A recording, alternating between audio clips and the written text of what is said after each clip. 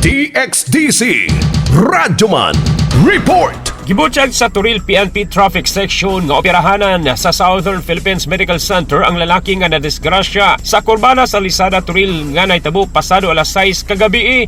Sumani Traffic Investigator Police Sergeant Tumandog nga gikonperma sa asawa ni ini nga ipilawon sa operasyon ayang bana nga biktimang giila si Romy Pabrua hingkod ang pangidaron og nagpuyo sa Tolifa Drive matina human bali ang walang tiil ni ini. Matur ni Tumandog nga gikan sa trabahoan sa Binugaw Turil ang biktima mong pauli na unta kini apan pagabot sa Lisada giingong midiretsog bangga ang gimanihiwang motoro sa biktima sa gisundang truck nga gipanagyan sa usa ka equipment rental o gidrivean ni Gilbert Plantad.